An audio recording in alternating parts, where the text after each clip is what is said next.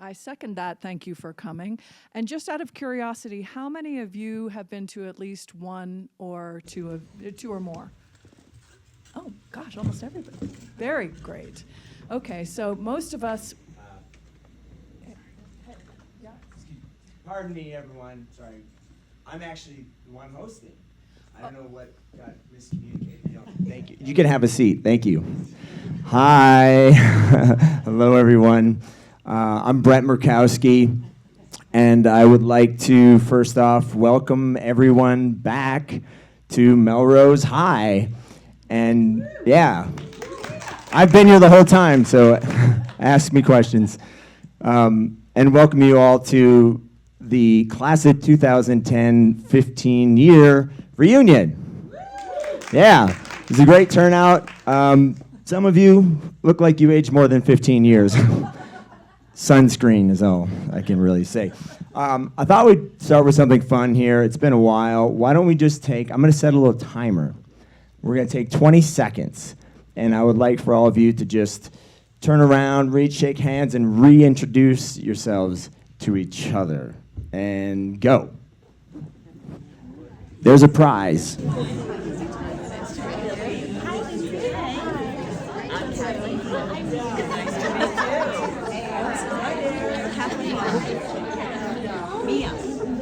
Yay, I love that. Thank you all for doing that. I know it can be awkward. Confession before we get started, I don't even see well, even with glasses. These are fake. So the name tags aren't really necessarily helping me, and I just thought if we could, real quick, I'm going to pass the mic around and just say your name, little wave, that's all. So again, Brett Murkowski, although lately they refer to me as Principal Murkowski. Okay. Cole Forrest. Megan Mulry. Hey, Christian. I'm so sorry, you guys. I did not come back to this high school reunion to see any of you. No offense. Excuse me, bro. Why am I here? Christian, what are you doing here, man? Huh? Why'd you come back? This reunion is not about connecting. It's not about reminiscing. This high school reunion is about closure. I'm going to go into that gym, and I'm going to get over what happened to me. As soon as I do that, I am out of here because all of you guys are looking at me like you don't even remember me. Homeschooled kid? Showed up the last 2 months of senior year? I get it. I look very, very different. I wear clothes that actually fit me now, and I'm pretty damn successful, so it makes sense that you guys don't remember me, but I remember every single one of you. I mean, who can forget? Remind me of your name. Mia! Oh my gosh, the gorgeous cheerleader. You winked at me once, and it made my entire week. Who else is there? Your name's on the tip of my tongue. Could you help me out? Michael! Michael, the all-star quarterback. You took the team to state every single year. We all thought you were going to go pro. Look at you now. Who else is there? Toccarra. You were so funny. The class clown. The best jokes in the world. I was the butt of a lot of them, but I mean, you were hilarious. Who else was there? Remind me of your name? Kim. You were pretty gothic, I'm not going to lie.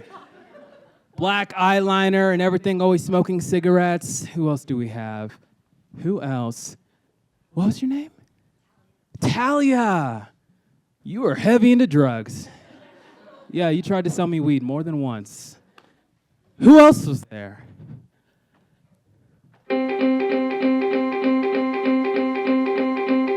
Roxy.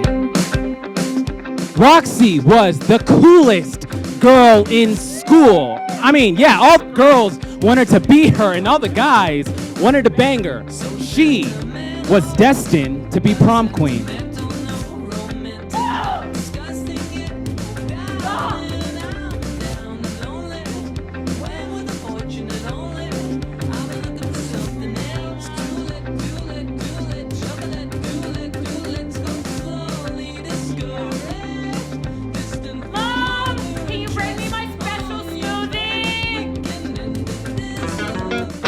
And Raj was the smartest person in our school, our valedictorian. She got early acceptance into Harvard, the only person in Melrose history to get into Harvard.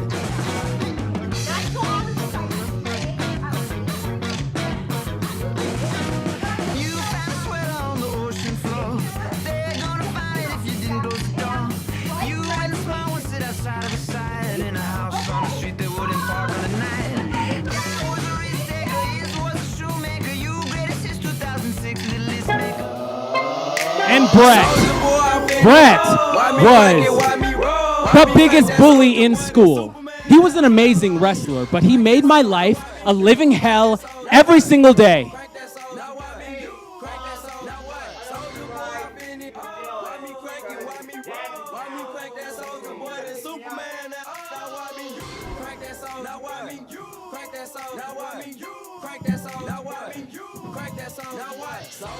Hey, Dad, you gotta get here like right now. I'm gonna have to ride with Mom and frickin' Dylan, and I really don't want to. I left like 5 voicemails.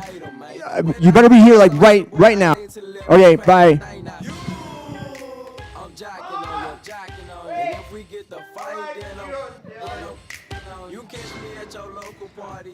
Yeah, that was everybody.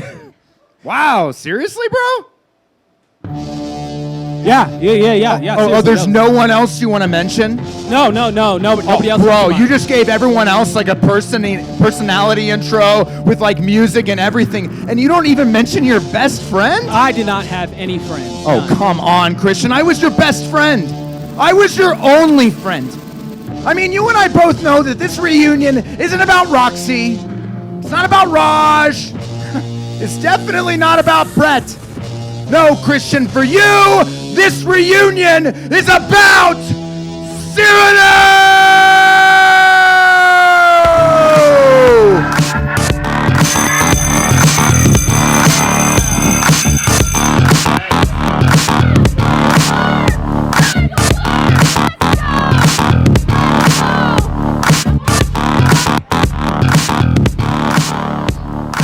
All right, settle down. Let's focus up. All right. Good morning. Welcome back from spring break. I trust you all had a restful time. I myself did not. My car was impounded. I don't want to talk about it anymore. Okay? We have to do the morning announcements. You just always forget. What would we do without you, Raj? I completely agree. Okay. Well, hello, everybody. Everybody looks so beautiful and well rested, and that's really important. Okay. Here I go with the morning announcements. Okay. Okay, so we have a National Honor Society meeting today at 3:45 p.m. in this room. Thank you, Coach Kelly. Okay, so prom is in 3 weeks. Remember to cast your votes near Principal Valvert's office, okay? For Queen, we have Roxanne. Yeah, and we have April. Nice. Oh, okay, that's not very nice, Brett. Okay, and for King, we have Cyrano, who's not here, and we have Brett. Oh, yeah. Okay, yeah. All right, okay, so our annual blood drive will be this Friday from 4 to 6 p.m. If you are anemic, have asthma, or a bleeding disorder, do not donate. Is that clear? Wait, one question though. Does having your period count as a bleeding disorder? Coach Kelly. Focus up. Take a seat. Thank you. Thank you, Coach Kelly. Okay. My favorite part. Word of the day. Word of the day is abstruse. Does anybody know what that means? No. It means hard to understand. All right, let us rise and do our school cheer, please.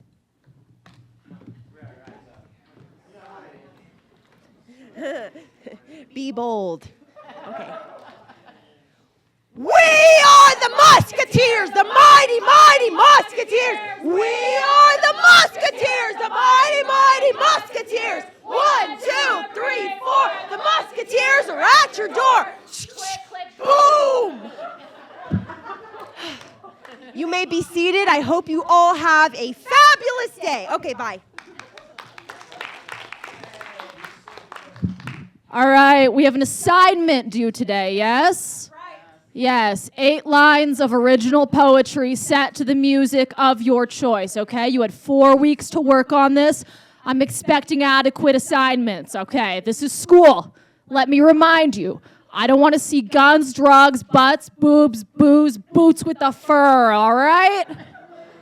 Okay, who would like to go first? Anybody besides Raj? Raj, let's go.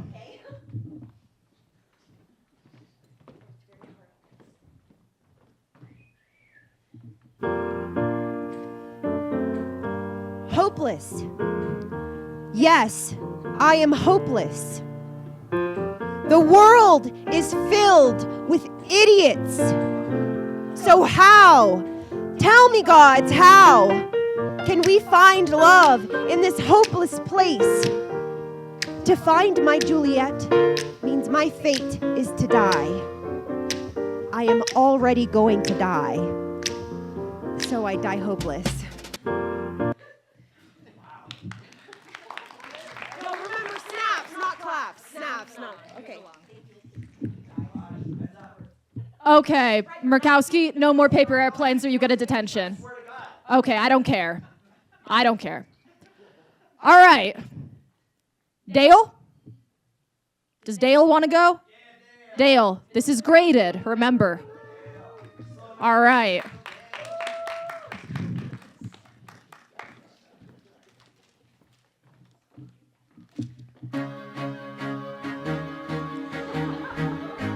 I saw you at the mall. Upon my knees I crawl. I'm transferring next fall. I'll never be your doll. So loud your name I call. FU times 10,000. Paul.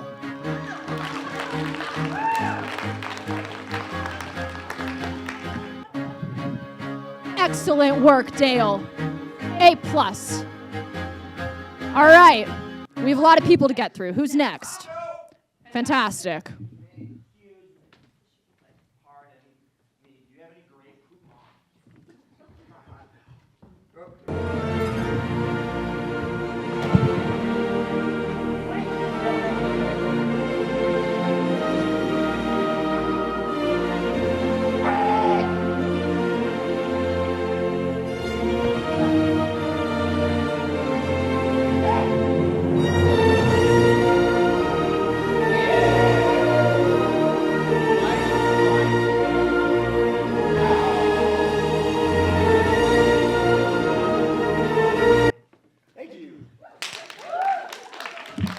Not the assignment at all. Okay. Wrong room, dipshit. Can I help you? Are you the new transfer student? Everybody, this is Christian Henderson. Come on, find your light, find your light. Hi, I'm Raj Avery. I'm the student council president. This is Coach Kelly. The teacher. Thank you. Okay, and your seat is wherever you want it to be. Over there. You work at Best Buy? Not funny. Let's be respectful. Hey!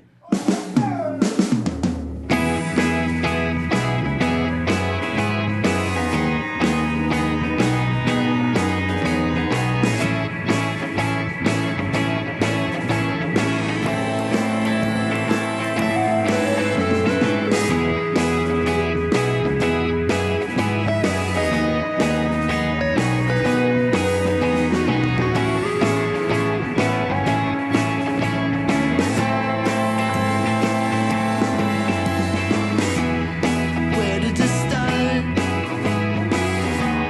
We used to be friends. After my boy shows up, party starts, side of the room. Both of you, sit. Okay! Cyrano, don't be late again, young man. All right, sounds good, Coach That Kelly. is absolutely inappropriate behavior. What is Okay, it's time to get back to business. We have some poems to hear. Oh, Roxanne. I can see you, and I can smell your Juicy Couture perfume from here. Let's go. Poem. Come on. Fine. I say,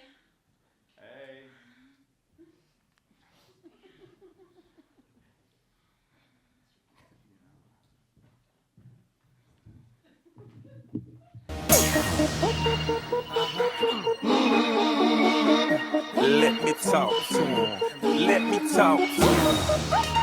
Let it rain. Let me talk to him. Come on. Shout out had them apple bottom jean boots with the fur. The whole club was looking at her. She hit the floor. Last thing you know, shawty got low. Them baggy sweatpants and the Reeboks with the.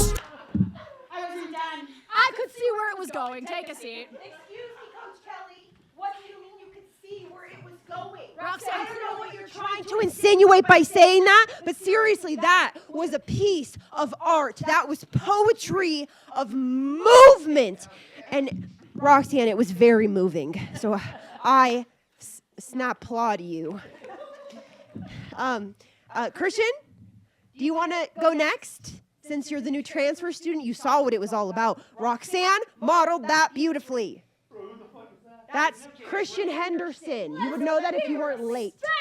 He works at Best Buy. He does not work at Best Buy. Just hey, do not listen to them. Just tell Coach Kelly your music, okay? And just go. It's your song.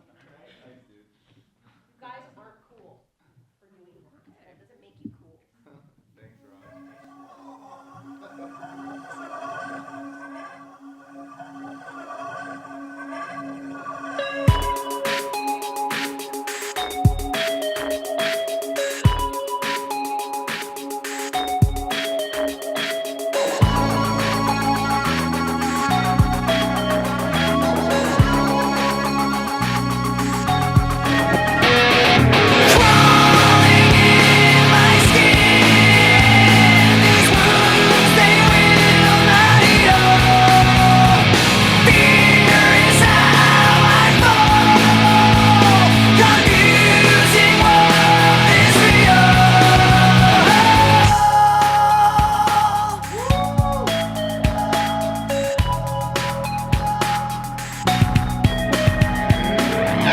Something inside me that pulls beneath the surface.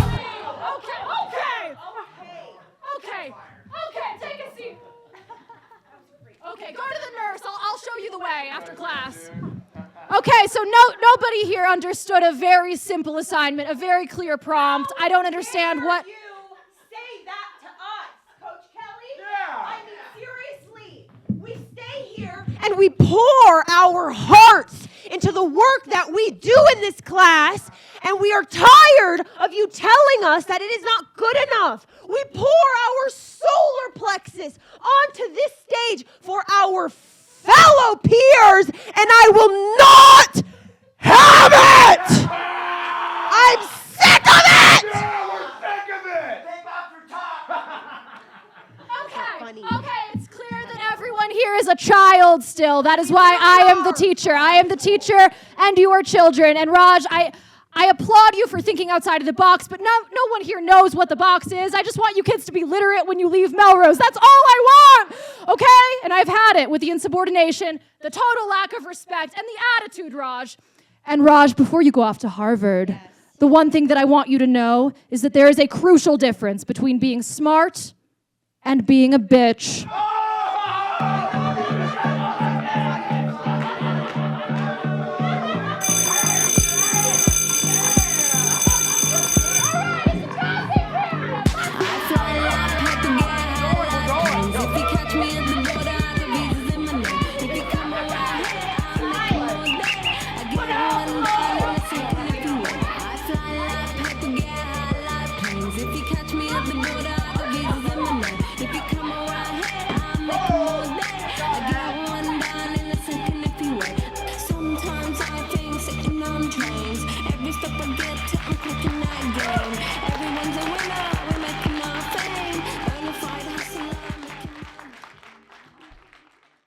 Another tough act to follow.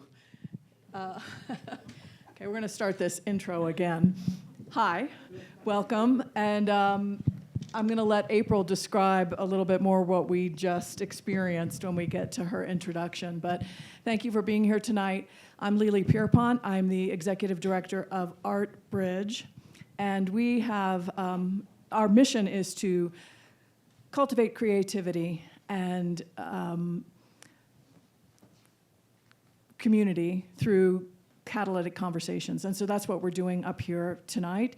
It's also the theme of my art podcast called Art Storming. So we interview creatives in the community here in Santa Fe for our first season. And I thought it would be an interesting idea after talking to individual creatives to talk to members of the arts community. And so this panel discussion series is the result of that concept. And we're now in panel session 4. And what we've been doing so far is I'm going to let each of the panelists introduce themselves. And what I'm going to ask you to talk about at this very first round is who you are in terms of the role of the organization that you represent, who you serve, and then we'll do a second round where we learn a little bit more about the other hats that you wear, because like all of the other panelists, I'm sure you wear a multitude of hats.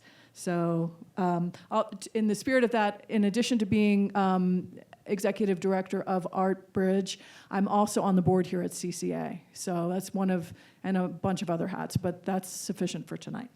So, Toccarra. Hi. Ooh, sorry. Good evening. My name's Toccarra Thomas. I'm the executive director of the Santa Fe Art Institute.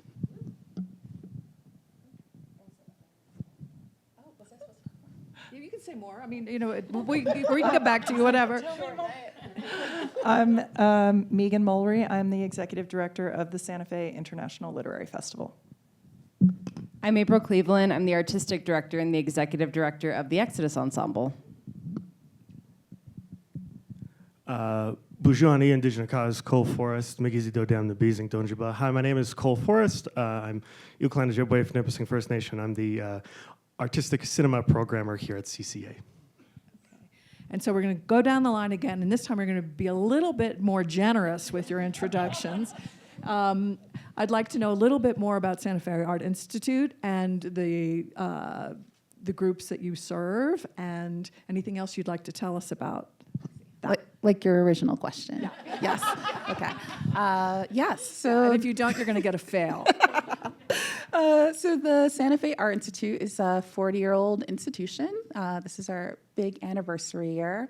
And we have been many things over the years, but in the last 30, we've really focused on artist residencies and more recently, international artist residencies. So we have anywhere from 50 to 70 artists from all over the world who come and stay here in Santa Fe on campus and hope to intersect with you all and so many of the creative in so many different capacities. We are a socially engaged residency, and so a lot of the times the artists are tackling life issues, access to water, access to food, how we are in community with one another. And so they come here and they want to connect with local folks and understand, how do things happen in Santa Fe? What can we learn? What can we share? How can we exchange? And so the organization itself is really, we see ourselves as a site of exchange, a place where people can have conversations with each other, meet people and connect, and then hopefully take that beauty out into the world. And you are partnering with MADA. We had Jamie Blosser here on the first panel. So say a little bit about that relationship. So MADA, we are actually not partners. MADA is a part of Santa Fe Art Institute. So it's our subsidiary organization. And if you're talking about the site of exchange for sort of international arts relationships, then you can think of MADA as one of the ways that we are really sort of supporting the ecosystem here in Santa Fe. So MADA is currently in a $25 million capital campaign to redevelop, I don't know how many of you are familiar with the Midtown Art Campus or Midtown Campus, city-owned, 64 acres. Santa Fe Art Institute has been in our little corner of the campus since 1999. Most people don't know that. So we've been operating that whole time. And we are currently, now that the Art College is closed, we're surrounded by a number of buildings, including World War II barracks, that are empty, and they're so close to us. The former ED of the Santa Fe Art Institute is a trained architect and had the thought, let's figure out how to redevelop these buildings and invite other art and cultural organizations onto the campus with us. So there's over a dozen organizations that are currently in the process of being what we call tenant partners. And you can read more on our website, but essentially it's really thinking about the Midtown campus as sort of a hub for arts and culture, among other things. So again, there's 64 acres. Very little bit of that we're developing, but we really want to sort of capitalize on this idea of being in the middle of Santa Fe and really being at the heart of Santa Fe and have more accessibility to all of these amazing art and cultural organizations that will join us on campus, and then also extending that to the community. So allowing you all to find community and space on campus and to get to know all of the different organizations and to also activate the spaces that are being redeveloped. So we're really excited about that and excited that we get a chance to benefit as SFAI, because of course we will be one of those many organizations there working with the other organizations and community members who come join us on campus. Okay, A+. A+. Megan, the Santa Fe International Literary Festival is, let me see, I started in September of last year, so I've been there 9 months, and I was the first outside executive director. It was founded by Claire Hertel, Mark Bryant, and Carmela Padilla. There was a festival in 2022 that was a slightly different format, and then it became the Santa Fe International Literary Festival in 2023, and right from the start, the goal has been to attract the highest quality authors in the world. First year was Margaret Atwood was here. Next year I'm very preoccupied right now with working with the curatorial team on the lineup. We have Isabel Wilkerson, Carl Hyacin, James McBride. I just read my first Lauren Groff yesterday. I don't know if anyone else has read her. It was like 4:45, and I drove to Collected Works to buy 2 more books before they closed at 5 because I'm obsessed.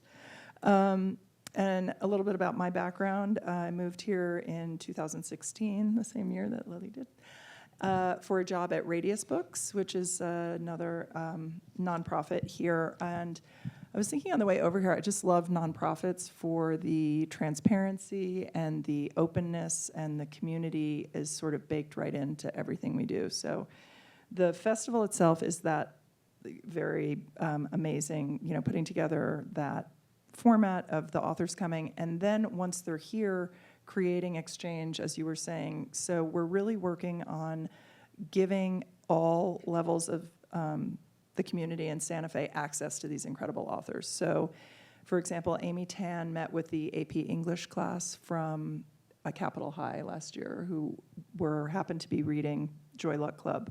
And to do those, now we've written that, we sort of reached out because they reached out to us, and we've now put that into all of the contracts with the authors who are coming. And this might be getting in the weeds, but I was fascinated. A lot of different book fairs and festivals and writers' conferences, there are all these different ways of running them, and we feel really strongly about paying all of the authors who come here for their time. The hotels partner with us to make sure they feel welcome, and they really do. Jonathan Eig stayed for an extra week with his family. He did the biography of Martin Luther King that won the Pulitzer. So it's just this way of, I think of like the funnel coming from up and then out, that we bring these people here, but with the hope that everyone who's in Santa Fe has access to them. We're also starting to look at asynchronous events. So I don't know if anybody went to hear Rachel Kushner last week. She was down in Albuquerque at Los Poblanos. And they have started having writers come throughout the year, so we're looking at doing that. And then over the course of the weekend, we are at, and I heard what you were saying about the center of Santa Fe, because it's a little bit of a barrier that we do take place right off the plaza, and there's a lot of people in the rest of Santa Fe who don't necessarily come to the plaza or have access to the plaza. So we are in the convention center. We love it there, but a big part of our mission is to make sure that everyone has access, and people from Farmington and Albuquerque, and we worked hard to make sure that those people also had access. So that's just a few of the things that we're working on. You get an A+ too. Thank you. I don't think I'm an A+ student, but I'm April. Yeah, I'm the artistic director and the executive director of the Exodus Ensemble, which is the group that you just saw perform. And we are a professional immersive theater company, which means we're a theater company that's rather unorthodox in the sense that if you come see a show in the big CCA galleries, you'll be moving through space with the actors, and you'll be encountering different rooms, and you'll be much closer than you are now to the actors, maybe like 5 feet away, maybe 1 foot away. And there'll be all sorts of surprises and ways to interact while trying to make it a comfortable experience for introverts and extroverts alike. And we're an almost 5 years old nonprofit that started right in the middle of COVID in 2020. And I went to undergrad here. My history, I went to undergrad here at St. John's, left, got my MFA in directing, and then came back when my partner was hired as a professor at St. John's. And when I came back in the pandemic in 2020, I invited the 10 best actors I knew to move to Santa Fe with me into my house. Well, all of our house together, and to start this company, and to make the kind of theater that we really wanted to make. And so we've been here for almost 5 years now. We do 100 performances a year, and all of our performances are free. We work completely on a donation model, but it is a full-time job for everyone involved. We have 12 professional actors and me who also operate the company, and that's 12 full-time jobs that are all paid for essentially through a completely donation model. But it's really important to us that the work we do is free to anybody who needs it to be. So in the last almost 5 years, we've done over 450 performances now without ever charging a ticket, which is pretty cool and hard, but also very cool. Did I get an A? You got an A, Thank girl. Tough act to follow, right? I was a B student, it's a confessional today. Yeah, I mean, for me at CCA, what comes to mind right away is the privilege of talking to people in the community about CCA, because whenever I talk to anyone, whether it be at the bead store or a restaurant or at an event or what have you, or just in the cinema, everyone has a story about CCA, and I am relatively young, and CCA has a storied history in a lot of ways. And what is beautiful is seeing how many people, even if it's just casual, and casual is how most people interact with the cinema, not in like the high level that we do every day thinking about all the wonderful and exciting things we want to do in the cinema, but people coming and saying, oh, this is where I first saw In the Mood for Love in '95, or there used to be like Swaya's Indigenous shorts screening during Indian Market happened at CCA, and this was the projector, the 35 mil projector that they screened those movies on. That history and cultivation of that is sort of something that I think about a lot and something that I stand on and appreciate. CCA does a lot of things outside of cinema. It has historically been poetry and theatrical performance and gallery, large-scale installation and art. And so it is contemporary art, which is always in the back of my mind, and how does the cinema engage in that, in contemporary art, which is why we're an art house and we're a cinematheque and we do all these exciting things. And so in my role at CCA, I'm just really excited about what I get to put up here, and also in there in the studio, if you want a more cozy experience.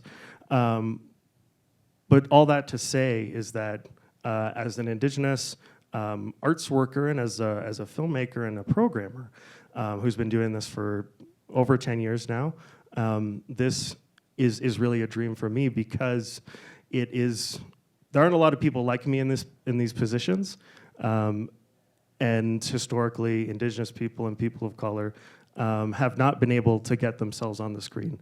It has never been a privilege, and it has always been a special thing. And so, for me, in this role, I think about the history of CCA. I think about the community. I think about who's here, and I think about who's not here, and who we can really get up on that screen. Excellent. And we're going to do this like deeper dive, and I'm going to start with you, Cole, because I'm going to put you on the spot because speaking of poetry, would you like to tell us a little bit about your role as a poet and the not B grade that you got around that? Yeah, I mean, I guess like as I am an artist outside of being a programmer and the artistic cinema programmer here, and writing has always been my first love, and I've always stood with teachers of mine who have told me, you need to keep doing this at an early age, and because I was never good at science and all that stuff, talking about grades again. And yeah, so poetry was like my first real love and appreciation. And I do have a published poetry collection that has been nominated for awards, and I'm very grateful for that. And it's also what got me into film and everything. And so that I guess you could say literature was really what got me into film, and I wouldn't be here without the poems that I wrote as a kid. I want that other detail that you're omitting. The recognition that you have gotten from the country. Oh Lord. Okay, so yes, yeah. So I am. I'm a Canadian. I'm trying to out myself right now.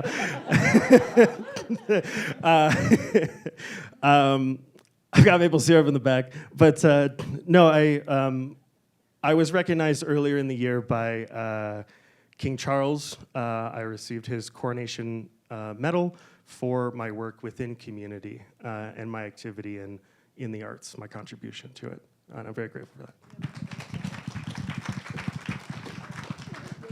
I think it's stuck at the border, the medal. I don't know. So we'll come down the line, April. Yes. Which question is this? Because I don't have that kind of recognition. Other hats, deeper dive, anything else you want to share about some of the other things that you're up to, either with Exodus or external to Exodus? I don't have an external to Exodus, as many arts leaders, except my cat. But so I'm the artistic director and the executive director, which means that for Exodus, so what Exodus does in terms of theater is we take classic texts, which to us just means anything that's in the public domain. So anything that's older than 1923. And there's a couple reasons for that, but we take old stories, whether they're ancient Greek texts or from the Bible or Shakespeare, and we turn them as a group, as an ensemble, into contemporary immersive experiences. And we have a repertoire. So it takes us 4 to 5 full-time months of development and rehearsal to make one of these Exodus experiences.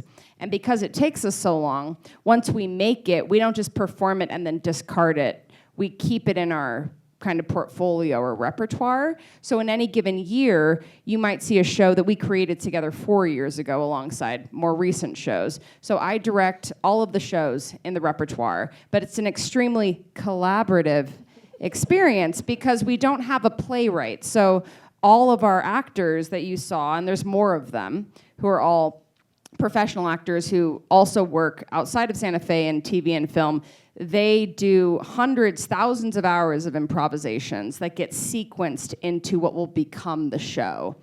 So you just saw excerpts from the show Cyrano, which we're currently running right now. So I direct all of those, which means that I help see what it's becoming and sequence it. But I'm also the executive director, which means that I do a lot of other things, and I'm ultimately responsible for raising the $600,000 it takes to pay 12 people to have a full-time job in the arts. So I have my head in both art and super not art, and I think those are the two big hats I wear. I used to be responsible for really making sure everyone had a house, had food. It was a very intense time when we started this up, and that's gotten, there's more and more autonomy with the actors getting to have a higher quality of life now.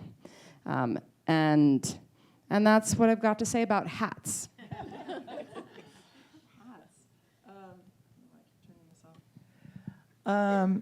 Yeah, I mean, I feel like I should just share my schedule from today because it's so all over the place. The art, again, being a nonprofit, it's all public information as well. My goal is $750,000 this year that we need to raise. But we also have ticket sales. But just to say, I went to one of the performances of Cyrano, and she says you don't pay, but honestly, you're like running out with your paycheck at the end of the performance to say, please let me give to this organization. Multiple hats. Yeah, it's a little schizophrenic, that love of the art, like I was saying about reading that Lauren Groff and just being so excited that she's coming here. Her writing is like something out of, I was just talking about it before, she's, have people here read? Yeah. So I love genre fiction because I love that propulsive page turner. So I love romance, I love mystery, and I also love literary fiction, but I feel like it uses a different side of my brain. Like, I'm gonna sit down quietly and I'm gonna read this really serious book. And Lauren Groff is a propulsive page turning literary writer. I don't know how she does it. I was like this, and every sentence I was also, so there's that part of my brain that's thinking, okay, how can we get, this author to come? What's the balance of these people coming? How can we, as Claire Hertel, one of the founders, says, there's this magic that you want. If you've been to the literary festival, when you're in a room with Percival Everett who wrote James, talking to the director, I want to talk to both of you after, this idea that stories now become so much else, that Percival Everett could write Erasure that could then become, what's the name of the movie that, do you remember? Yeah, I'm looking at you. And then Core Jefferson was the director of that movie, and then they talked about the book. So there's that part of my brain. But then I also am a numbers person, and I want to fulfill, when you talk about who do we serve, I thought that was a really interesting way of phrasing it, because we serve the community, but we also have to serve the organization, to be fiscally responsible. It's kind of boring. I didn't know if you mentioned money first, but I mean, it's part of it, and we have to be realistic about it, and that's part of even just getting to know you and talking about, I'm like, how do you manage a physical plant? Like buildings, oh my God. So there are all of these different ways that I think of collaborating and listening. We did a film series, I want to do it here next year, where movies that were made from, so we showed The Hours because Michael Cunningham was supposed to be here. We showed Joy Luck Club, and there were several others. Gone Girl, which I hadn't seen that in years, and that's crazy, that Philip Glass soundtrack and the whole thing that was The Hours. But, anyway, I'm meandering. But ways that the story can spread into the entire community, and as I guess wearing multiple hats, I was also a published author many years ago, so I feel like I really can relate to these authors being very private, and it's a very solitary profession to write. You have to do it alone, mostly. So to find the right fit for them to be performers as well, or at least comfortable on the stage talking about their work. And then other forms of hats, that's pretty much it for now. But yeah, I am full-on executive director doing this job. There's no way I could think about writing or doing other creative things when I'm doing this, so that'll have to be years in the future. Yeah, I totally get that. But I love that there's already a collaboration starting to happen right here. Yeah. And I also especially love that because when you and I were talking about being on this panel, you said you might be the outlier because you weren't sure that you were a believer in collaboration. So, ha! Okay, let me clarify that. I think it's really important that we all stay really true to what is special about our organizations. That's all I meant. I worry in Santa Fe about the number of nonprofits in Santa Fe that have Santa Fe in the title. When I moved here, and I was like, wow, there's a lot of Santa Fe, da-da-da-da-da, Santa Fe, da-da-da-da. That's what but that's a really good point, because I do think you have such a clear vision, but to collaborate on like, oh, this is where we overlap. Yeah. Thank you. I knew we were going to get there, but anyway. And I know you wear other hats as well. The hats, yeah. So outside of like the commercial art world, I've sort of been in many disciplines. So my background is in theater and film, and so I worked at International Film Festival in New York. That led me to ask the question: oh, there are all these things that the artists don't know when they are submitting their films. Who does that? Like, what is that world that supports artists? And it was our fiscal sponsor, New York Foundation for the Arts. And I started working there and understanding how to work with artists in a lot of different disciplines. And then I left that job to start my own film festival, and then decided that was too much work, and ended up as a general manager of an Art, Science, and Technology Center in Brooklyn. And I can go on, but I think the long of it and short of it is that in order to run a program that is primarily a residency program or artist services organization, it's important that I have a facilities background. It's important that I have experience in supporting individual artists of every discipline, and so I'm kind of a generalist in that way. And also thinking about how artists can lead the charge within organizations, and so I think that there's been a big turn from, this is kind of the picture that I've seen. Organizations are started by people who don't know how to run organizations. They're either artists or really enthusiastic. Those organizations go through a whole institutional process where like a lot of the experimentation and a lot of the risk-taking gets taken out of the organization, and all the decision-making gets put in terms of the administrators, and then the people who are participating are just that, participants. And I think we're in a place where we now understand that's very backwards, right? And so I sort of see myself as part of the wave of going, okay, we have this institute, Santa Fe Art Institute, and it's very lovely, but is it serving artists? Is it serving artists here in Santa Fe? Is it serving the international artists that we're working with? Is it serving the national artists we're working with? And how can we do that better? So some of the things that we're pivoting towards, one, bringing that artist services aspect. So we're launching career development services for individual artists, thinking about like, how do you approach galleries and negotiate those contracts? Seems to be a barrier for a lot of artists here in Santa Fe. So I hear about artists who move here and go, I'm frustrated because I don't know how to make it in this environment. And I think there's sometimes confusion between a lot of artists in one place and opportunities for artists. And part of, I think, where we can step in is to start bridging some of the information that you need as an artist to get to those opportunities, and then to leverage those opportunities to support your long-term growth. The other thing that we kind of hold at our center is if we're artist-centered, then we can't define what success looks like for artists, right? And so also really working with artists to figure out how do you define a success, and then where can we sort of intersect in that journey and help support it or reach out to our network. And in Santa Fe, our network is often other amazing nonprofits that partner with us and provide outlets and opportunities for engagement for the artists who are coming. So there's the career development piece, also thinking about network building. So we'll be launching some networking events for creatives as well. Spoiler alert, it's Southwest Contemporary's program, and we're partnering with them to continue the program. And so just in case anyone thinks we're stealing something, we're not. We already cleared it with them. But I think partnering is definitely also a big part of what we want to do. We want to figure out how to show up not just for the individual artists here in Santa Fe, but also the organizations. And so we've been reaching out to people to say, hey, if you need an artist, know an artist who needs to come here to do a commission, why don't we talk about partnering, and that artists can be in residence at SFAI, and that's one way that we can help support other institutions. Or if you need space, let's figure out how to work together. So we really want to think about how to leverage the resources that we have to do a couple of things. One, yes, we need money. We have a $700,000 budget, since we're all talking about our budgets, right? But two, I think that the landscape for funding has totally shifted, right? I know, and I know that you all know that, right?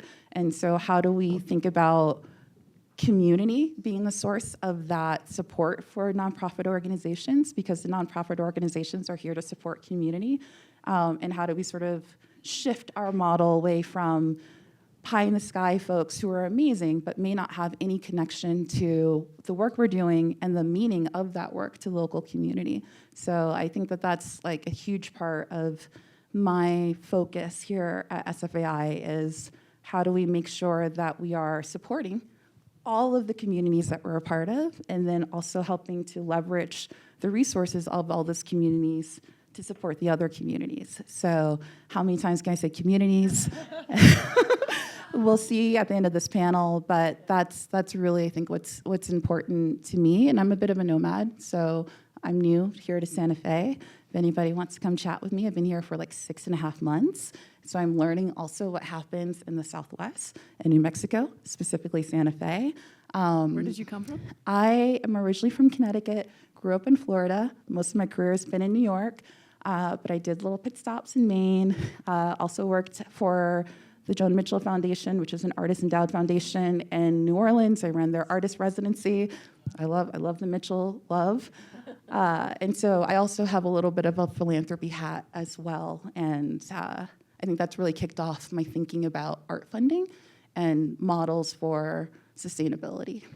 Yeah, we're going to circle back to that.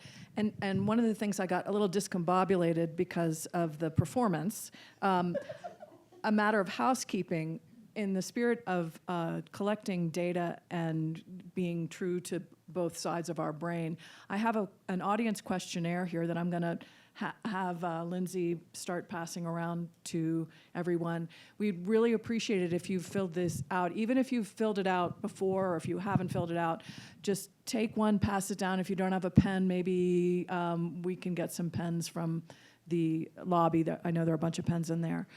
But we're doing this because a lot of what's coming out of the conversations is this need to be both, think from both sides of our brain. We have the qualitative conversation and the passion that is being very well illustrated here. We also have the quantitative requirements that are required for us to sustain as nonprofit organizations, and kind of exploring the new models for that, taking the pressure off the philanthropists and the foundations and bringing it back so that it is integral to community and that the community feels like they own the arts, that they belong here. And one of the things that's come out of many things that have come out of multiple conversations, and we've had now 16 panelists, actually 18 if you count the performers who were also here that participated. Everybody represents a different facet of the arts community, and they're all really important.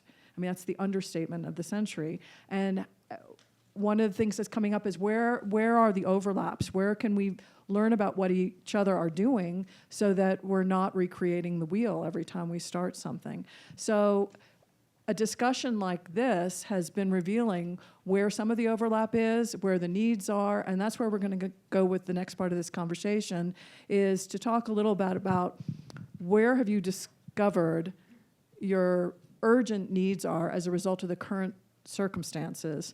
And beyond the need of just money, because one of the other things that's emerging is that there are sources of funding here. What we need to do is to learn how to better access them by leveraging what I've been calling the arts as civic glue, by combining the arts with social programs so that the whole community is served. And one of the other, and then I'll stop talking, but one of the other things that's come out of the discussion is this notion of a difference between the arts with a capital A and the small A arts, which are the community arts, and how those have very different needs and different ways of going about how we approach becoming sustainable enterprises based on that. So the larger organizations, we decided when we were putting together this forum that we weren't going to invite the really, really well-endowed organizations because they would have a different perspective on the critical issue that some of the smaller organizations are facing. So speak to your pain points, like what's keeping you up at night in terms of the current circumstances? Beyond money, like what are some of the resources that might be out here that you need in order to keep going? I don't know. I mean, you can't pay payroll with resources. Like, I think that's sort of my pain point. Actually, is the conversations we're having around the loss of federal funding. It's all of the emails from various well-meaning agencies that are asking me to fill out survey after survey, come to convening after convening, to all tell me the same thing, which is you need to contact your representatives. And I'm like, the representatives know, right? Like, they know. And so actually, I feel like the pain point is really the pressure being put on nonprofits to figure out how to reverse our federal situation. That then funnels down to the state situation. I'm sure many of you have seen New Mexico Arts sent out numerous emails saying 50% of our funding comes through the NEA. we don't know what to tell you, right? And so I do generally love to think about like crowdsourcing versus crowdfunding. But I think that the bottom line really is money. It's like, how do we figure out how to fill these gaps? And some of you may have heard me on the radio here locally saying like, there's not an option to hold off and like, and I know we talked a little bit about this, like estate planning. That's lovely. If these nonprofits go away, they're not coming back.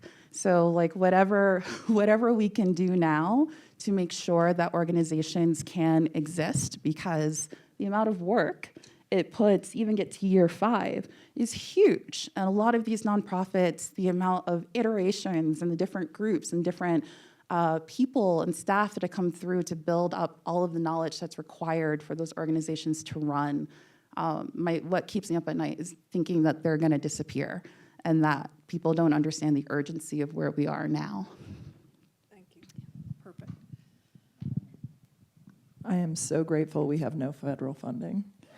And I think when the literary festival started, they thought, well, we could get a Ford Foundation grant and it'll be so great, and do grants. And the board and some of our supporters said, there's one supporter in particular from San Francisco, and I guess the Presidio was in danger of being, Dale would know, made into condos or something. And they said, you know, of course, there's dot-com billions in San Francisco, but they said, no, we need every person in San Francisco to give $1 or $5 or $10, because then it's theirs and it belongs to them. So when I started in September, one of the first meetings I had with one of the board members was, we want 1,000 $100 donors. And that's, I've been working with the develop, and I was like, oh, because sometimes it is easier to ask for the 10,000 and be done. But it has made such a difference. People really are, and we have now, I think we're up to 90% of our funding is from individuals. And it works for our model because if somebody's read a book, you know, it's a book, it's $100, gives you early access to ticketing. So that was one of the development consultant made that, suggested that idea. And it was great. And we weren't like, don't share. It was like, yeah, tell your friends. We didn't know if it was going to sell out. So I'm sort of sitting quietly in the corner because at the time they thought, well, that's not a good, 5 years ago, you didn't want to have 90% from individuals because what if they, I don't know, die or change their mind or I don't know. Yeah, there could be there could be COVID. I don't know, but there could be reverses. I don't know. We're all living in that kind of very precarious.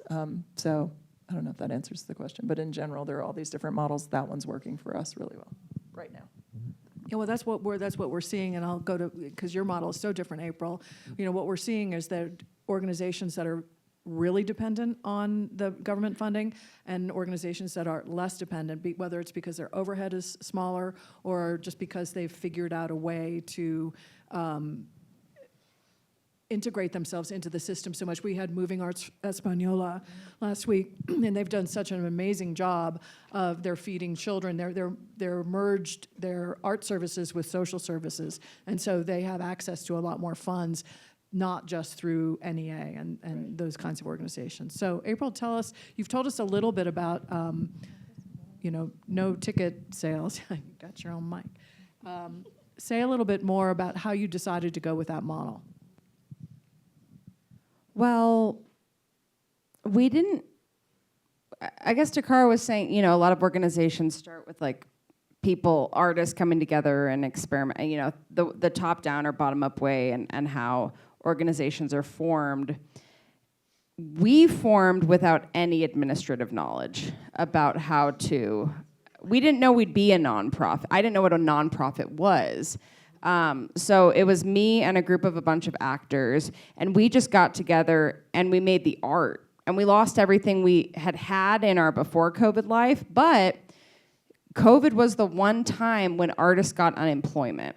So that was this weird period where like we were all like diving into our careers and then suddenly like everything went away, and that was really sad.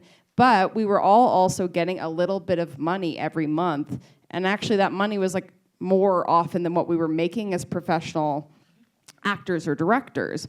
And so during that period where everything was dark, without any administrative experience, we came together and all we did was I made sure everyone applied for food stamps. I told them what that was. I took very seriously, like, how is it possible to get a group of artists together in these conditions? And it meant really examining and researching what the social services that were available at the time were and walking these 21-year-olds at the time through getting those things so that we could have the time to come together and do this during COVID. And we, like I said, we all started living in a house together. Those weren't good conditions, but we figured it out. There were a lot of mice. And then when COVID restrictions started to ease in early 2021, we started inviting audiences into our house to see the work that we'd made. And we didn't know how to sell tickets because we didn't have an arts administration background. So from the beginning, it was very accidental. It was like, well, we're giving people this 3.5-hour experience with food and beverage, and there's only 6 of them, 6 audience members, but there's 10 of us. What would that ticket cost? Well, like $1,000. Well, that's not a thing. We've never seen $1,000, so we'll do this, and we'll ask people to give what they can. And then in Santa Fe, we noticed, there's just this extreme difference between people's financial situations. And so we would see people come and they would hand us, 2 single-dollar bills. They were very hungry artists like we were. And we'd see someone hand us a $1,000 check. And we started to notice this kind of difference and the power of saying just very explicitly, like, this is who we are, this is how it works. If you drove a Porsche here, maybe you should give a different amount than the person who drove the 1994 Honda Civic that's missing a bumper, which is our company car. And so I think the power of what we did was actually having no idea what came before us in terms of organization and figuring it out together and just being like extremely honest. And it's really hard, but what we found is that when we tell people the truth, and it's really hard right now. We also don't get federal funding, but things have shifted for individuals as well. When we tell the truth, people hand $5 if they can hand $5, and they hand more if they can hand more.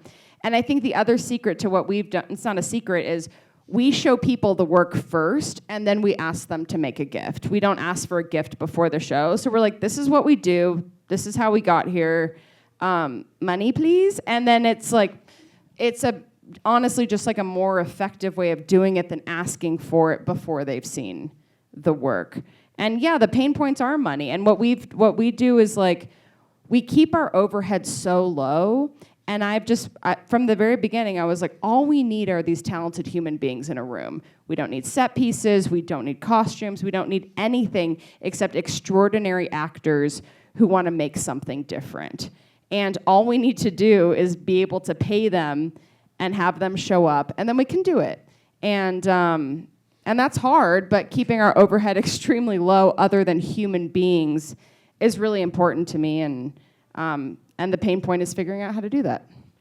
Yeah, I think one of the advantages that you all have is that, as you said, you didn't have a model that you were trying to resuscitate or keep going. And so starting from scratch and dealing with the circumstances as you experience them was just what artists do. They deal with what they got. So that's what you did. And Cole, you're going to be next. And this is a difficult situation because as an institution that's been around for a long time, there is that history that goes with CCA. And so it helps us, it's to our advantage when we have donors who have been historically donors, and yet that pool is shrinking too. So how are we addressing that?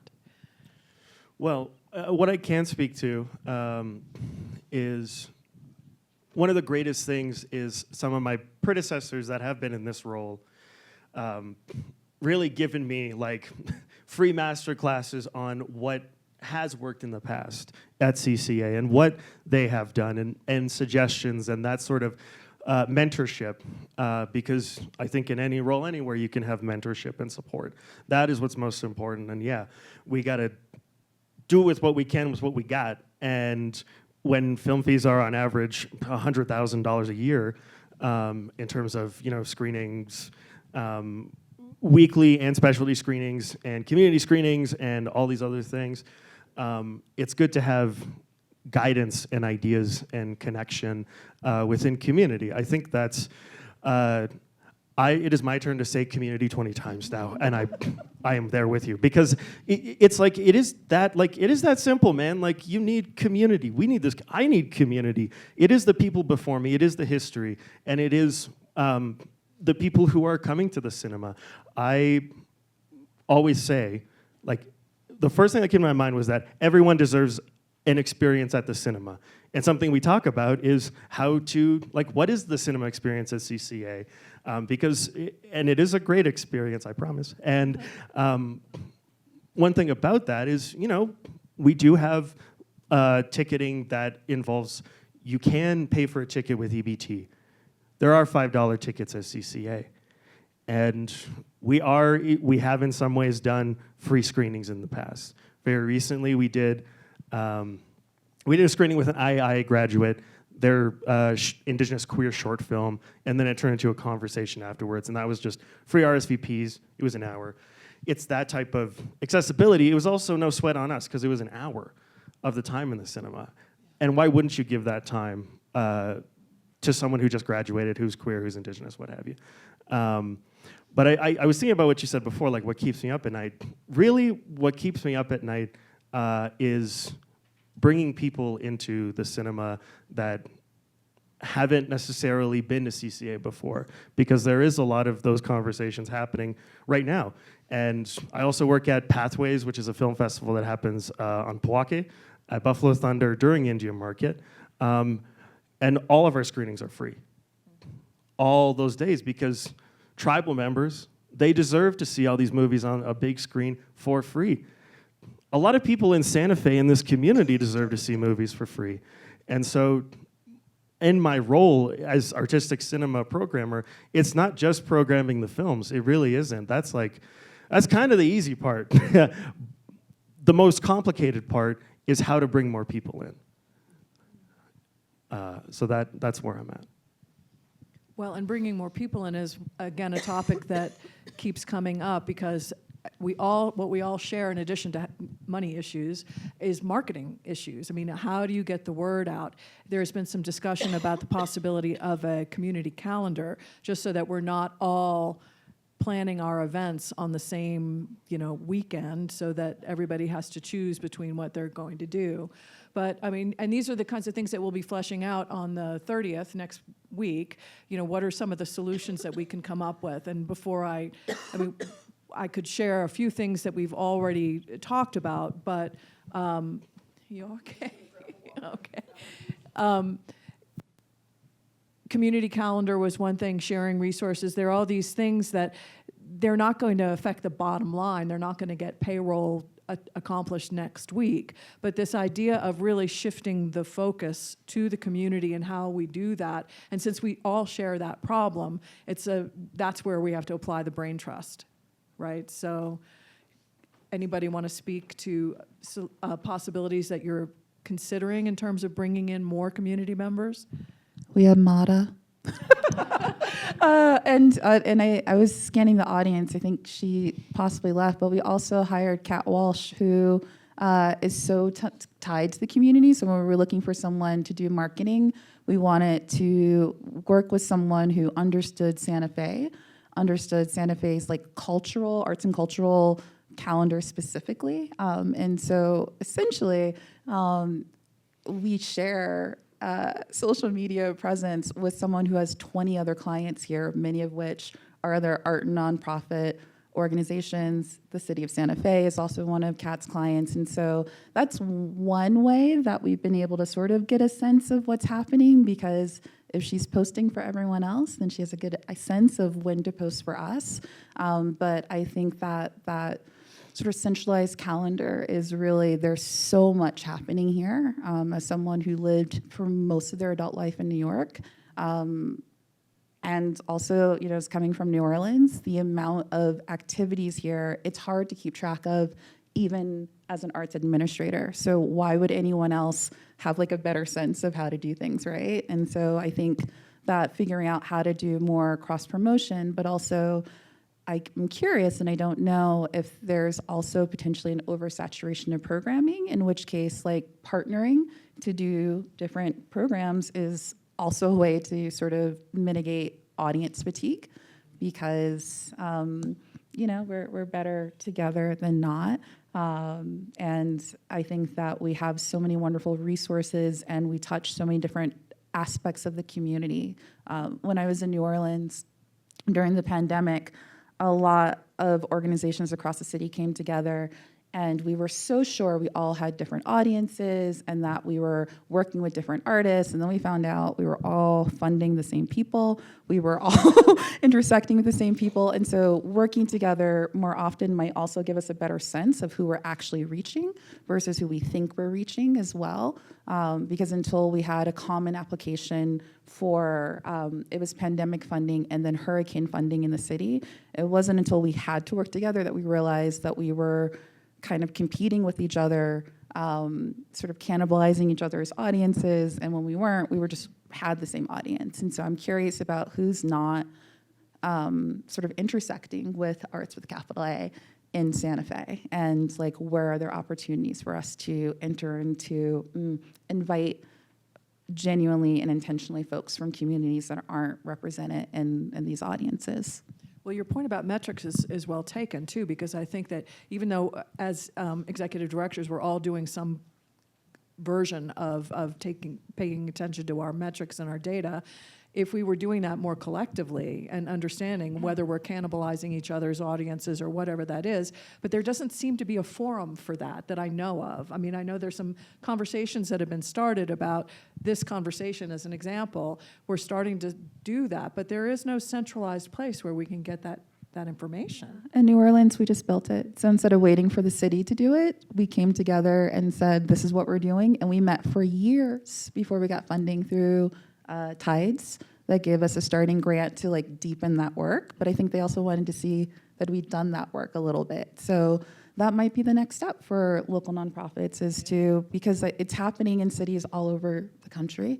There are a lot of different models for us to look at, but I think that it's a lot of work. And I remember during the pandemic, I wanted to cry. I was like making job descriptions for this entity that didn't have like a governing body. We were kind of just figuring it out, but that process of us all coming together, us all sharing like what we were seeing, who we're working with, and starting to share that information was a great starting point. And I don't know how many other outside entities could do that for us. And so that, I think that there's such a great opportunity for us to dive into that and figure out, how do we address the fractures within the art community that I hear so many people talk about. I hear gallerists talk about, I don't know how to connect the artists. Artists like, I don't know how to connect with the gallerists. Nobody knows how to connect with the museums. Like, it's already very fractured. And so there's such a wonderful opportunity for arts administrators and artists to come together and say, we are going to invest for free $99, because we have to. If we don't invest in ourselves, then who will? To meet regularly and figure out how to build this coalition. Yeah, that's great.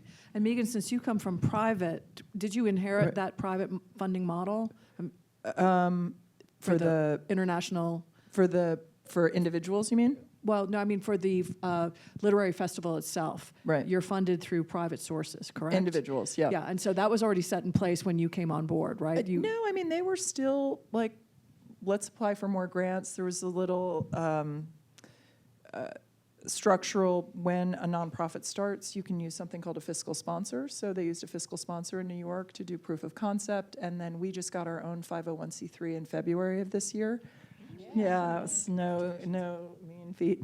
But that means that now we can apply we could also apply for city grants, but we couldn't apply for like a Templeton or a Guggenheim or, these larger New York.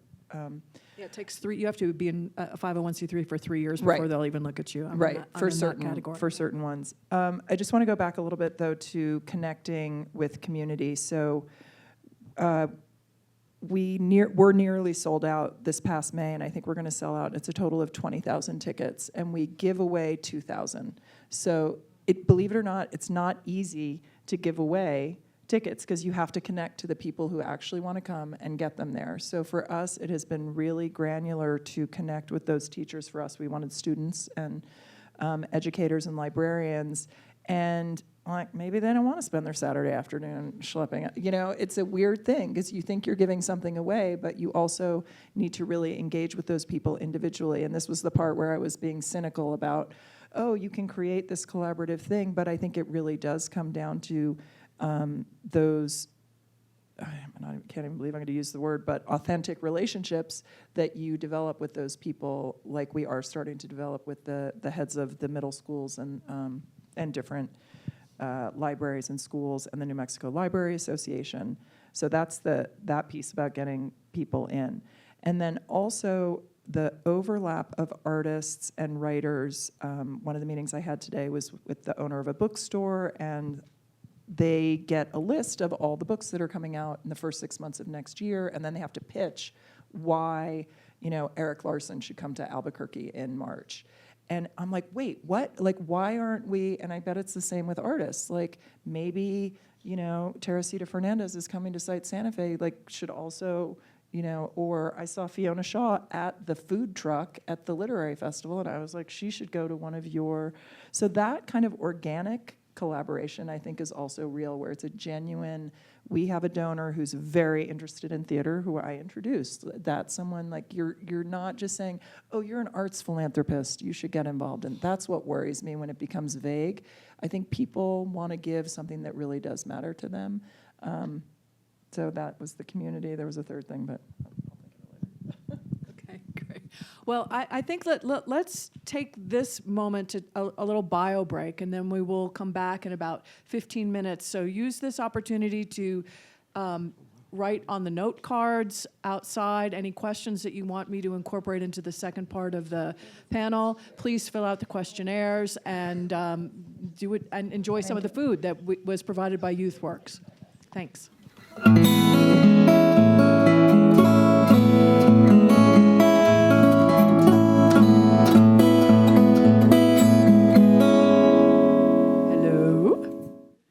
Back. All right, so you guys did your homework since we're on the theme of high school here. Thank you for the questions that came from the audience. I'm just going to randomly go through them in no particular order. I love this question. How does an organization become part of MADA?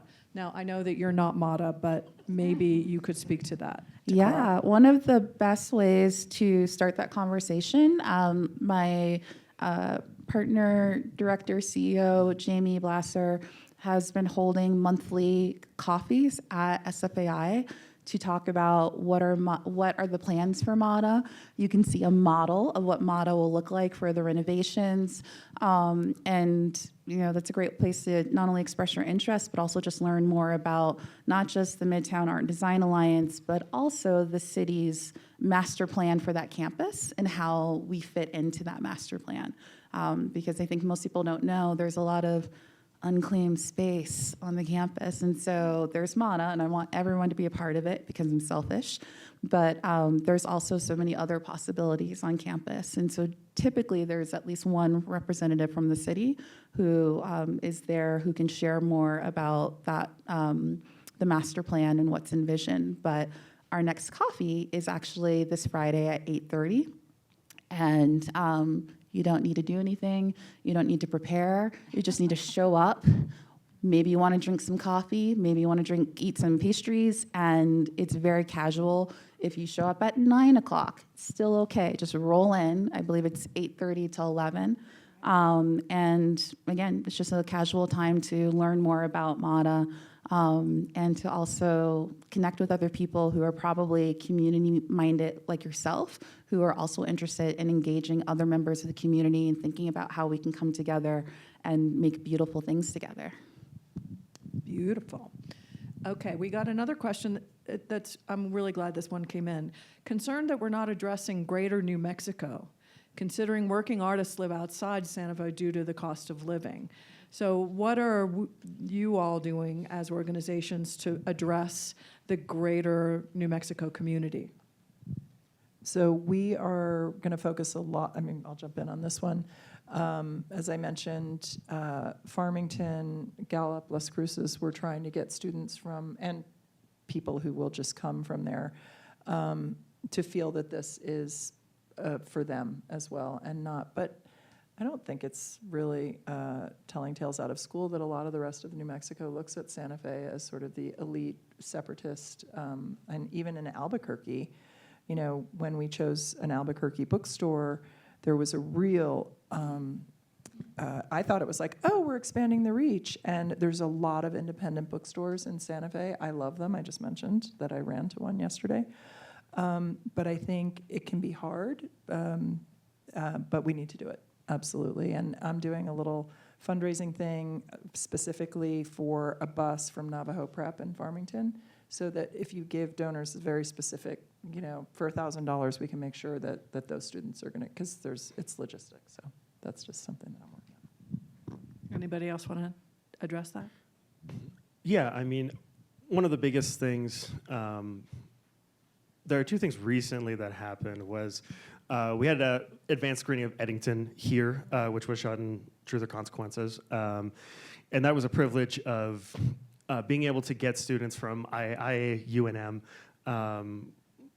who live not in Santa Fe, people who live in their indigenous communities or what have you, out here into CCA to see Eddington for free. And so I'm definitely, something that I'm always thinking about is greater New Mexico, because those collaborations, the community is wider, of course, than Santa Fe, and also the film community expands across New Mexico, and films are shot across New Mexico. It's not, obviously, probably actually not in Santa Fe. It's usually like south or north, but I always try to connect with, say, even like Northern New Mexico College. Like, that is an educational institution that has film students.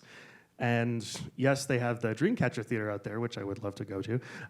But I would also extend the opportunities at CCA to those students, you know, because New Mexico is a road tripping kind of place. And I want CCA to be that sort of that place for people to come if they're stopping through Santa Fe. It already is that kind of place. We do get that often with people saying, whether they're not from New Mexico or they are from different places in Mexico, coming in saying, oh, I didn't know this was here, or this was on the list of places to go. And I welcome that. And also, just one last thing is, we also do an Indigenous cinema series every month. And next month, we're doing Powell Highways, which was shot here in Santa Fe. But we're doing it with the Pathways Film Festival to have that extension, that extended Indigenous connection to something that happens on tribal land. And to the person who wrote this, also, if you may not have been here for previous panel sessions, but we had Matthew Chase Daniel from Axel Contemporary, and they take their mobile art truck to locations all over New Mexico, bringing art to the people. And we also had Roger Montoyo from Española, Moving Arts Española, and they serve a huge sector of northern New Mexico with their programs, as not just arts programs, but feeding people. And you know, the numbers that he quoted were, I would butcher it, but they were staggering. I think it's something like 350 meals to families each week, serving greater New Mexico. So not all organizations are set up to do that, but certainly out of this conversation, we're hearing that there is a concerted effort. And one of the things that's distinguishing community arts-based programs from the capital A arts programs with big endowments, although that, not to preclude them, because I'm sure that there are, just in the same way that Megan is trying to give away tickets, there are programs within those larger endowed organizations that are addressing the needs of greater New Mexico. So I hope that addressed a little bit of your concern there. Can I jump in for briefly? We work with artists from all over, including all over the state of New Mexico. So when we have local artists, they can be from anywhere in New Mexico, provided they get to SFAI. And then our programming, you know, a lot of the artists who I realized I didn't introduce them, and I'm not gonna put them on the spot too badly, but since I've noticed a number of the current artists in residence are in the audience, would y'all mind raising your hands? Love it. Hey, thank you for being here. Thank you. And so our programming, whether it's the artist resources or the artists in residence who are coming to connect with other folks, sometimes those organizations, actually a lot of those times those organizations aren't necessarily in Santa Fe. And so the artists here are coming for a home base here in Santa Fe, but they're coming to learn about New Mexico largely. And it ends up that most of the time I'm learning about New Mexico through them because they're traveling to cities all over the state, making those connections, building their network, and then sharing some of those adventures with us. And this next question actually can piggyback on that, and I'm going to kind of frame it slightly differently. Well, I'll read it as it reads. How can the arts and arts organizations address and even help the issues with our immigrant neighbors and illegal and immoral kidnapping and deportation? So this ties into, again, one of the themes that keeps coming up is that the arts really are a vehicle for addressing social issues that we're facing. And I don't know that I have any answers to this particular question, but it's I think, something that we will be looking at in the next session are like, where is the consensus around where our primary issues are and what can we build around that? I think that's the best way to address that. I can also share, I don't have specifics because it's very new, but one of my colleagues is building out a program with other nonprofits around the city to do just that and to talk about just not only the advocacy part, but also how people can protect themselves, how organizations can be, how we can collaborate more to think about how we're addressing the issue. And so you're welcome to email us at SFAI or stay tuned, but that's something that will be a collaborative initiative with other nonprofits throughout the city. I know a lot of the arts organizations, Creative Santa Fe and Vital Spaces, are addressing other larger social issues of homelessness and housing and all of that. So it kind of falls into that umbrella, generally speaking. But somebody at the break said something that I think it was you, Nancy, about distinguishing between collaborations and partnerships. And do you all have any feelings about the difference between collaborations and partnerships and how you see them as different or similar? Similar and different, right? Like I think that both are about sharing resources. It could be about the level of sharing resources. So I think collaborating is sometimes building something together, and partnering is let's share our mailing list or let's cross promote in some way. And so I think that's sort of my general sense. But at the end of the day, I think it's just about adjusting it depending on the program and the need. April, I'm going to put you on the spot. How does your organization, how do you see potential collaborations with Exodus? Do you see it more into the theater community or outside of the theater community? Definitely outside. I think from the very beginning, we've been really interested in bringing in audiences who thought they had absolutely no interest in theater into the theater. And we obviously love people who love theater, but what was most interesting to us was thinking about how the national audiences are just in serious decline in theater, but thinking about how many people watch TV. And we're like, well, we're all watching stories. So how can we get people who watch stories to get in here? And actually our magic trick is that we don't say play, we say Exodus experience. So people, and it's interactive and it's immersive, but we want people who cringe or feel afraid to think like, oh, this could be for me. Like maybe it is kind of like Netflix, and it is kind of like Netflix. And so we typically, in the past 5 years, we've partnered or collaborated with like dozens of organizations, and they're usually not really related to us at all. Like it might be United Soccer, or it might be the visual arts, like a gallery, or a cannabis store. Like we try, the weirder the connection, the better for us, because we're actually trying to just reach outside. And for us, the best way to reach outside is to reach outside. Our partner, the question of partner and collaborator is funny to me, or interesting. One of our partners is Chatter, which is a music organization, and CCA.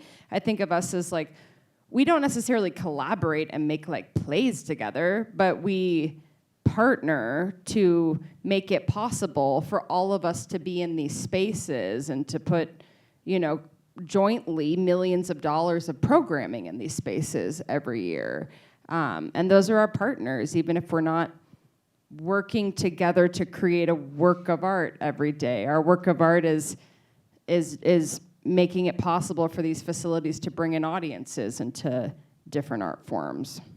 And then my collaborators are the 11 extraordinary actors who I work with every day to make the cool things. That's a beautiful illustration. And actually, Pamela Kelly, who was on our first panel, is the vice president of marketing for the Museum Foundation. I'm going to butcher the name. The Museum, New Mexico Museum Foundation.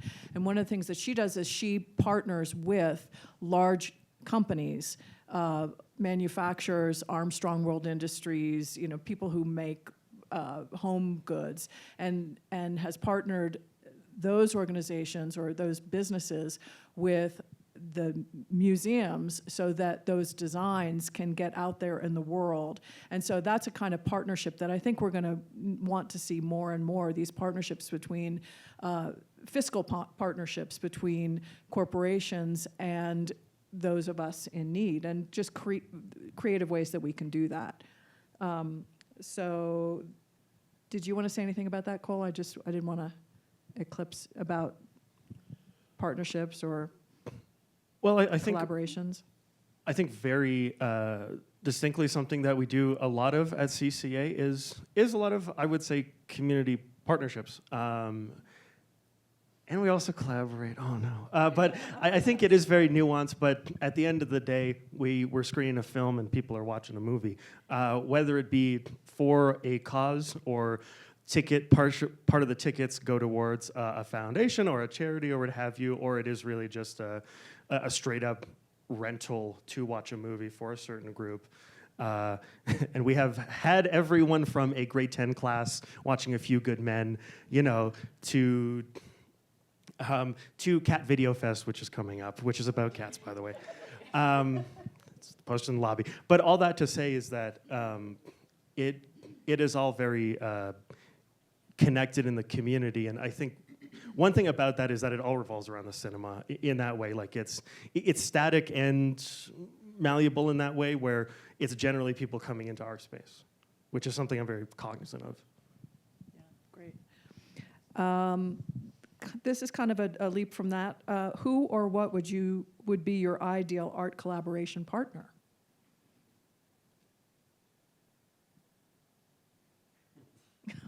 I love all the different, positions of people's heads right now. I mean, there's so many ways to approach that. I mean, I want to collaborate with everyone here, and that's the truth. And sort of a similar way to what Cole and April said, we're not just looking for the obvious partnerships, right? Like we're looking to expand what we do, but also how people understand what we do, and doing that in partnership with someone else who represents something very different and brings a very different audience is certainly a part of that. And so I feel like that's like my general answer.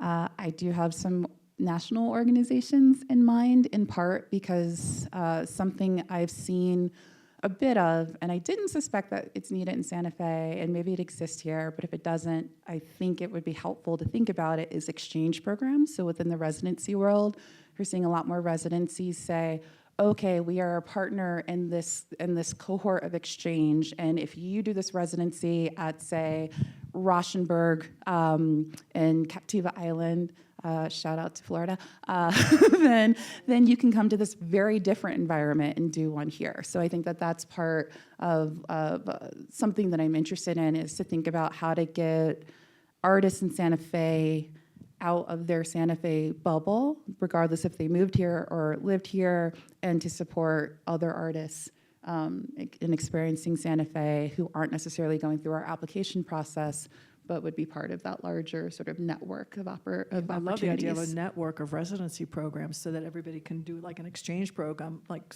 kids do in school. And it happens, like they exist, and so we just got to get Santa Fe on the what is it? The What is it, rotation. the circuit. Yeah. Anybody else have some ideal collaboration partners? For us, something that's come up organically is San Miguel de Allende in Mexico has an amazing literary festival. They reached out to us about a year ago, kind of like a sister city thing. And, you know, is it possible similarly to say, I'm trying to think of an author that would be great, Barbara Kingsolver, to say, well, would you want to go to San Miguel de Allende in February and then Santa Fe, knowing that there's a level of excellence and community and sort of they're both very welcoming. You know, there's a real genuine affinity there. So we're talking to them more about that. And then also very briefly, when I first started, I was told flat out, we are not an educational organization because we have to be careful not to slip into, we're not doing curricular work in schools, but to partner with organizations that are doing that so that we can make sure those people are engaged. So that's another way of, there's an organization called Narrative 4. They're working in Santa Fe it's a story exchange program that was started by an author named Colin McCann when he was in Israel, and bringing someone from Palestine and someone from Israel together to tell one another their stories, and then the person says it back to them. So we just work with Narrative 4 and say, bring your group to come meet with Percival Everett at the library, partner with the library. So it's more fostering those partnerships than having to build them from the ground up. Yeah, and I can totally speak to that because in our little organization, ArtBridge, I mean, when you have the audacity to start a nonprofit organization and all these ideas start to percolate up, you know, you have 1,000 things you want to do. But in a place like Santa Fe, another reason I wanted to do this is to see who the players are, who's doing what, so that we don't have to recreate the wheel. I mean, as an organization called ArtBridge, I mean, the whole idea is for us to bridge to the organizations that are doing that. And I found myself at a loss for how do I find out who the players are. So this was self-serving in part. But yeah. So how about you, April? I always think, well, one of our actual goals, we in our first year, we were like, I think people have goals. And so we sat down and we wrote out goals for 5 years. And some of them were very real. And some of them were like, we need someone to marry a pilot so we can get around. But one goal was just like audacious collabs. So for me, it's just like the weirder the collab, the better. And so I think about like, who'd be a weird organization for us to collaborate with? Like SFI. Like we should do something weird with them, or like McDonald's. Like I just want something that like people are like, that should not go with Exodus. So if you have any ideas, you can give to me and I'll put it into our goal bucket. I love that. A screening of your film is never a given. But it should be, and that's something that I'm always thinking about. There is countless filmmakers in New Mexico at every level of independent, student, what have you, all the way to Ari Aster, who are either from here or making work here. And my dream is to have CCA be the place for all those people to screen their frickin' films, because this is a beautiful historic cinema, and it's in one of the hearts of New Mexico. And I have been there, you know, as a filmmaker, not having a space. And for me, I see a lot of younger filmmakers of color or from different groups who, you know, I see them wanting to screen, and I've been in their positions, and I just never want them to experience like what the previous generation has had to experience. And it's not that hard. We have the space. All we need is the community. So that ties perfectly into the next question, which was, What's the goal for CoLab with outcomes from this series? I think I said that right. And for those of you, I did a very not good job today because, again, I'm just going to blame April because I got so distracted by the Exodus program. But this whole series was based with the idea that this 5th session that's coming up next week, which I hope you will all attend, we will actually come up with actionable ideas. Now, to clarify, it was never my intention to solve this problem personally. I'm an instigator of conversations, and because of all the things that we've just been talking about, the lack of information, how can we solve a problem if we don't even know where the issues are, who the players are, et cetera? So the purpose of this, the first part of this forum, was to just start a conversation. We only have 16 or 18 total panelists here, and there are however many hundred organizations, arts organizations in Santa Fe. We've started even just a directory, and we can't even keep track of whether that's accurate or up to date or whatever. So just even that bookkeeping issue is really complicated. But what we're hoping to do with this 5th one is to establish, A, do we want to continue this conversation, and in what format would that take, and what will be most useful in terms of resource sharing, calendar creation, everything basically except the funding issue. And not that the funding issue is precluded from that, but the sources of funding are available. I mean, you can go to websites and get that. I think finding new ways of finding sustainable funding for our programs is kind of more the point. So I hope that addresses that question a little bit. Final question that I have: how do leaders maintain artistic passion while also learning to lead a fiscally responsible organization? How do we marry those two brains? How do you marry those two brains? I have not made art in so long. I can't even think back to when I did that. And so it's very much, I feel like, a struggle for my personal practice. And in terms of staying engaged with the work of the organization, I think it's a couple of things. One, my mom pushed me to be an executive director. And I remember when we had the conversation, I kept telling her, you do realize that being an executive director is a lifestyle. It means that I've completely handed my life over to the general public, because that's the job, right?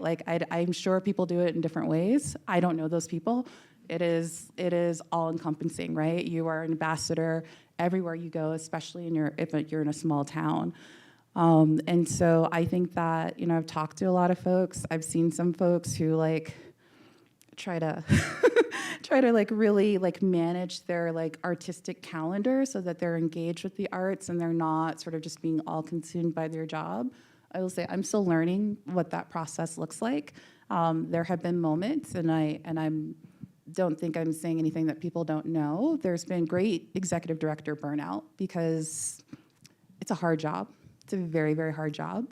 And I think that finding that balance of yourself and the organization and all the people that you're serving through the organization and the staff that is supporting you in the organization and the donors and the this and the that, it's an interesting combination to balance. And so I don't have a perfect answer. I think I'm really trying to find that again. And I think that SFAI is such a great place because there was a time in my career where I started to say, I'm not saving lives. The world is falling apart, and here I am hanging out in studios, but I'm not saving lives, which is not to dismiss art at all.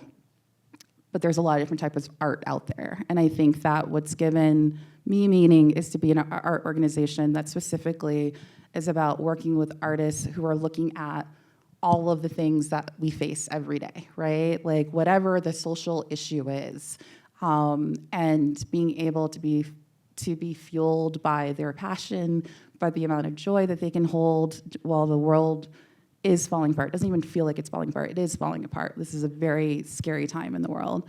And so I get so much of my joy by coming to work and seeing these faces and being able to say, okay, there's meaning to what I'm doing. The art is actually changing lives. I don't have to make the art that changes lives. I just have to support the artists who are changing the lives. And I hope I do that, and we do that well. But I think that's a conundrum, and I talk to a lot of folks who, particularly in leadership, that are struggling with that. And I think that, even the question of should we have sabbaticals in nonprofits, so that a lot of the times the art organizations you see are run by artists who then can't do their work because they're spending all their time running these organizations. And so I think we also, as an institutional model, have to think really deeply about how we're supporting people doing all of those things. And I think that we can really look inwardly and say, how are we operating differently to give people more space to have that free thinking? Because if you don't have that experimentation time, it won't find its way back into the organizational structure, it won't find its way back into the programming, and so it's not necessarily a added benefit. It's kind of like a necessary part of doing the work. Great. I was just going to say, you better love it. Yeah. You better really love something about it. Or, I'm not just here to be the executive director of any old thing. I love books. And, books have changed my life. And I know you love the artists and the art. And I know you love the performance. And I know you love the cinema. I can feel it, So that's how I balance it. So, we've got our first audit. They're going to come inspect our office and make sure that our checks are locked in the right drawer. But I kind of love it because that, we were saying when we walked in, is going to facilitate being able to bring these incredible artists. So it's sort of just, it's life really, right? You got to change the diaper, and then you got to, you have this really cute little kid, and, you got to do it all. So it works for me. And then you don't sleep because you have that cute little kid. Exactly. He's 18. Yeah, the question is about balance. Yeah, I feel like some of you have more balance than I do.